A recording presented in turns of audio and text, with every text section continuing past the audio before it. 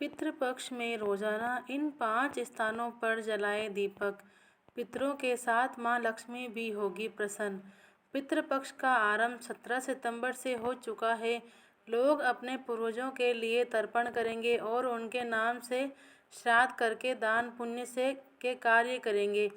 माना जाता है कि पितृपक्ष के 15 दिन हमारे पूर्वज धरती पर आते हैं और संतान को खुशहाली साथ जीवन बिताने का आशीर्वाद देकर सर्वपितृ अमावस्या के दिन वापस चले जाते हैं।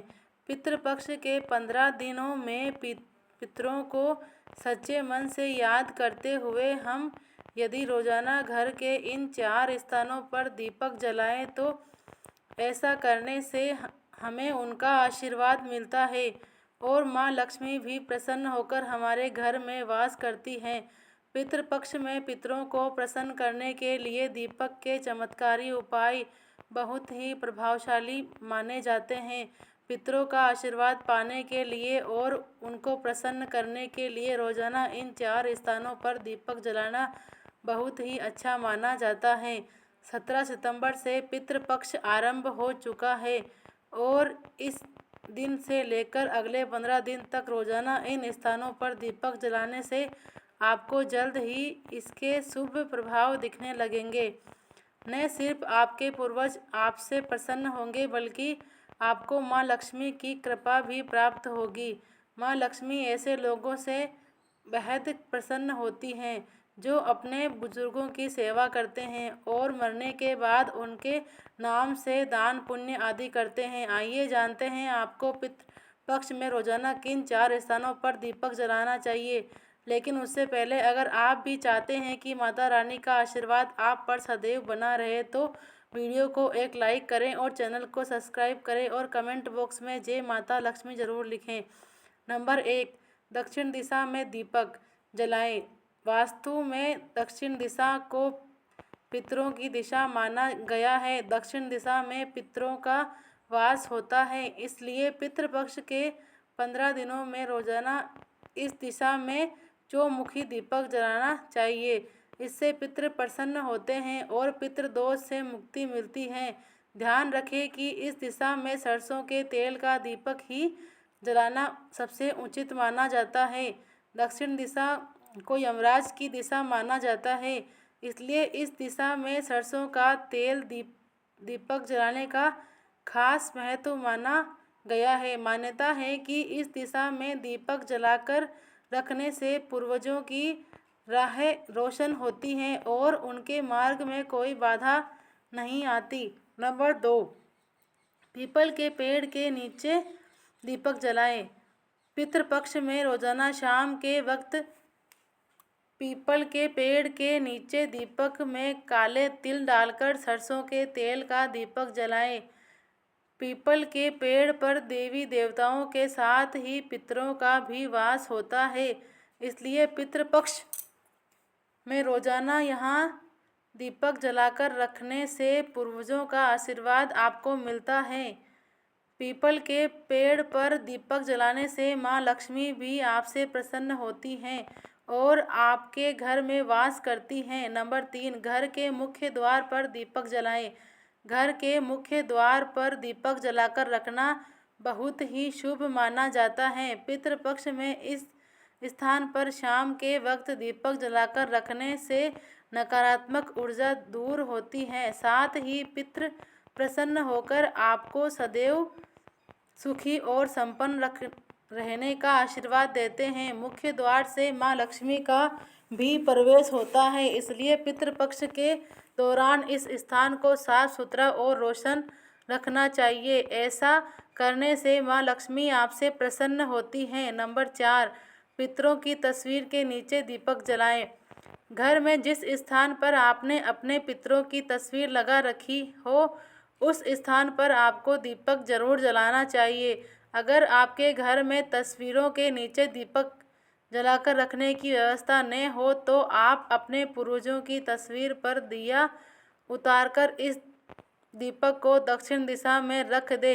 इस उपाय को करने से आपके पितरों की कृपा सदैव आप पर बनी रहती है और आपके घर में कभी अन्न और धन की कमी नहीं रहती हैं। नंबर 5, ईशान कोण में जलाएं दीपक।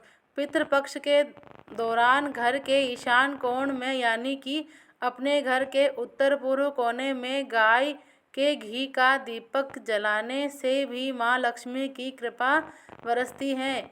इसके अलावा शाम के वक्त किचन में पानी के पास दीपक जलाने से भी पितरों का आशीर्वाद मिलता है और आपके घर में उनकी कृपा आती है।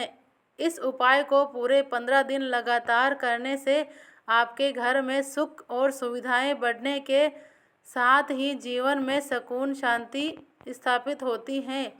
चलिए अब जानते हैं श्राद्ध पक्ष के दौरान कौन से उपाय करने चाहिए। काले तिल और बेल पत्र के उपाय। नंबर 1, अगर आप पितृदोष से निजात पाना चाहते हैं तो पितृपक्ष के दौरान रोजाना स्नान ध्यान करने के बाद गंगा जल या दूध से काले तिल और बेल पत्र मिलाकर भगवान शिव का अभिषेक करें। इस उपाय को करने से पितृदोष दूर होता है। नंबर 2, अगर आप पितरों को प्रसन्न करना चाहते हैं तो पितृपक्ष के दौरान काले तिल का दान करें। आप काले तिल का दान मंदिर में कर सकते हैं। इस उपाय को करने से पितरों का आशीर्वाद प्राप्त होता है। नंबर 3, पितृपक्ष के दौरान स्नान ध्यान के बाद बेलपत्र पर राम लिखकर भगवान शिव को अर्पित करें। इस उपाय को करने से कुंडली में व्याप्त अशुभ ग्रहों का प्रभाव खत्म हो जाता है। नंबर 4, पितृपक्ष के दौरान पितरों का तर्पण एवं पिंडदान किया जाता है। अतः श्राद्ध पक्ष के दौरान घर में बड़े वृद्ध की सेवा और सम्मान करें। उनका दिल न दुखाए न ही मान सम्मान को ठेस पहुँचाए। नंबर 5, अश्विन माह के कृष्ण पक्ष की प्रतिपदा तिथि से लेकर अमावस्या तिथि तक रोजाना स्नान ध्यान के बाद जल में काले तिल और जौ मिलाकर पितरों को अर्घ्य दे। इस उपाय को करने से भी पितृदोष से मुक्ति मिलेगी। चलिए अब जानते हैं पितृदोष के उपाय। नंबर 1, पितृदोष को समाप्त करने के लिए घर के दक्षिण दीवार पर अपने पूर्वजों की तस्वीर लगाएं और उनकी तस्वीर के सामने दिया धूप या अगरबत्ती जलाएं। विशेष रूप से ऐसा अगर आप श्राद्ध पक्ष के दौरान करते हैं तो आपको विशेष रूप से लाभ मिलेगा। इसके अलावा पितृपक्ष में रोजाना घर में शाम के समय दक्षिण दिशा में तेल का दीपक लगाएं। ऐसा रोजाना भी कर सकते हैं, इससे पितृ दोष खत्म हो जाता है। नंबर 2, पितृपक्ष शांति के लिए रोजाना दोपहर के समय पीपल के पेड़ की पूजा करें। पितरों को प्रसन्न करने के लिए पीपल में गंगा जल में काले तिल, दूध, अक्षत और फूल अर्पित करें। पितृदोष शांति के लिए ये उपाय बहुत कारगर हैं। नंबर 3, पितृदोष को समाप्त करने के लिए पितृपक्ष में भगवान शिव की रोजाना पूजा करें।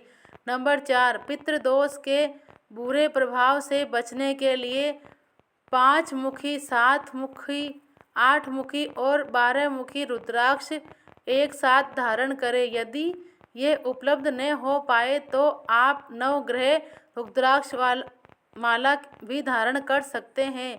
वहीं पितृदोष के निवारण के लिए पितृपक्ष में और अमावस्या पर पितरों के निमित्त भोग लगाएं और पितृ स्तोत्र का पाठ करना चाहिए। यह तमाम जानकारी जन रुचि में ध्यान रखकर दी जा रही है। ज्योतिष और धर्म के उपाय और सलाहों को अपनी आस्था और विश्वास पर आजमाएं। वीडियो का उद्देश्य मात्र आपको बेहतर सलाह देना है। इस संदर्भ में हम किसी भी प्रकार का कोई दावा नहीं करते हैं। दोस्तों, आज की हमारी वीडियो आपको कैसी लगी हो हमें कमेंट करके बताएं। अगर आपको हमारी वीडियो अच्छी लगी हो तो कमेंट बॉक्स में जय माँ लक्ष्मी जरूर लिखें। माता लक्ष्मी आप पर सदैव अपनी कृपा बनाए रखे। वीडियो के अंत तक रहने के लिए धन्यवाद। जय श्री कृष्णा, राधे राधे।